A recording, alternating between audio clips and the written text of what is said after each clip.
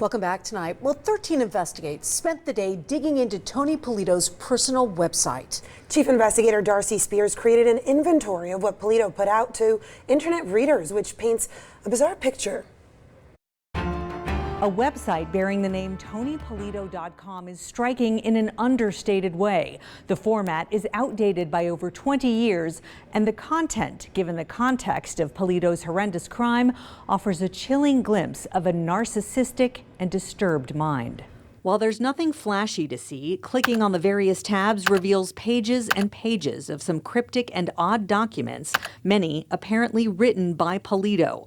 In one document he titled Statement of Instructional Philosophy, he comments about universities, writing, "There's political turf fighting, ignoble actions, pettiness, insularity," adding, "These halls are best reserved not for those short in moral character, but for those who intend to mold it."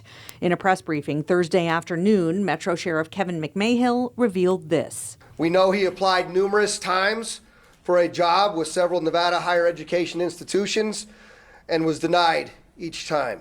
The scorn he wrote of for fellow professors in higher education may be evidenced by what else police revealed. The suspect had a list of people he was seeking on a university campus, as well as faculty from the Eastern Carolina University. Polito also seems to have been obsessed with unsolved mysteries, including high-profile murders.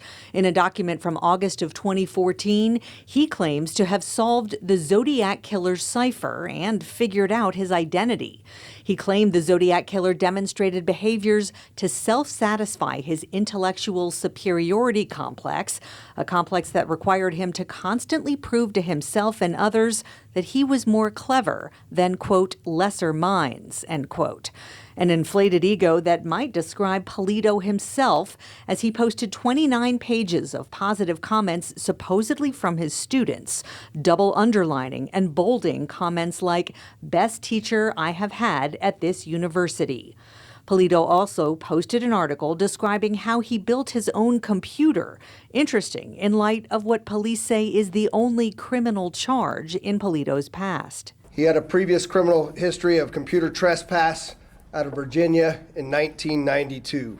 Amid hundreds of posts are links to articles about Area 51, Jack the Ripper, the JFK assassination, and the 2001 anthrax attacks. Our detectives learned prior to the shooting, the suspect had earlier visited a Henderson post office and sent 22 letters to various university personnel across the country with no return address.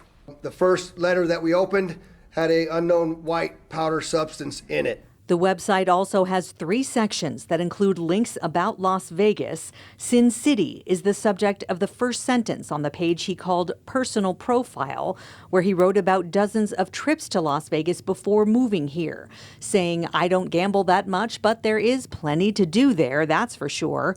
Over those years, my steel trap mind collected more information and trivia about Vegas than probably anyone in this state, east of I-95 at least."